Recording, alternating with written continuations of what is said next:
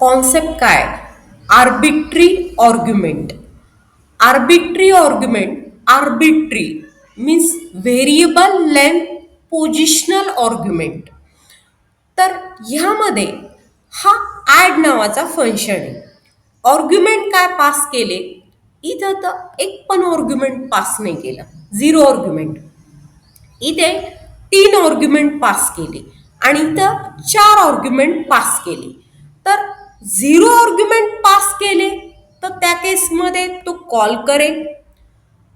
ह्यात काहीच डेटा नाहीये, काहीच प्रिंट होणार नाही. ह्या केसमध्ये 3 आर्ग्युमेंट पास केले. ह्यात कलेक्ट काय होईल? 1 2 3. 1 2 3 ह्यात आहे. पहिले 1 घेईल, 1 प्रिंट करेल. मग 2 घेईल, 2 प्रिंट करेल. 3 घेईल, 3 प्रिंट होईल. 3 झाल्यानंतर पुढं डाटा नाही, थांबला. त्याच पद्धतीने 10 20 30 40 4 एलिमेंट्ससाठी तो पहिलं 10 घेईल, 10 प्रिंट करेल. 20 घेईल, 20 प्रिंट करेल. 30 घेईल, 30 प्रिंट करेल. 40 घेईल, 40 प्रिंट करेल. या पद्धतीने. म्हणजे ह्यात आपल्याला चॉईस काय? तुम्ही आर्ग्युमेंट पास करू नका किंवा मल्टिपल आर्ग्युमेंट पास करा. दोन्ही केसेसमध्ये हा वर्क करेल.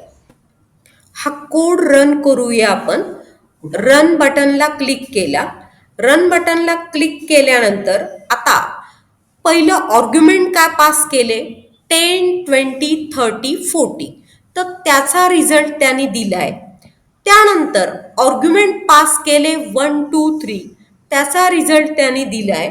आणि जर मी आर्ग्युमेंट काही पास केले नाही तर हा लूपच रन होणार नाही, रिझल्ट काही देणार नाही तो. आता हे डाटा कसा आलाय? व्हर्टिकल आलाय.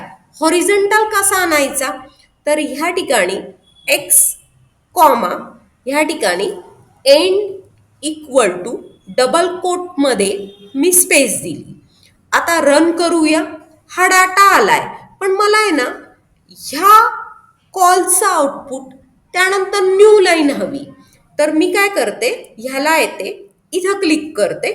फॉर लूपच्या लाईनमध्येच हा सेकंड प्रिंट टाकते. एक मिनिट, एवढा जरी टाकला तरी सफिशियंट राहील. हां, कंट्रोल V आणि ब्रॅकेट कंप्लीट केला. आता ह्याला रन केलं तर पहिले आउटपुट नंतर न्यू लाईन घेईल तो दुसरा आउटपुट. इथं मी एंडला ओव्हरराईट केलं जेणेकरून तो ह्या फर्स्ट डाटा नंतर end by default new line आहे ती ओव्हरराईट झाली. त्यामुळे 20 देईल, मग 30 देईल, मग 40 देईल. आणि ह्या प्रिंटमुळं कर्सर तो खाली घेईल, कारण की एंड बाय डिफॉल्ट त्या न्यू लाईन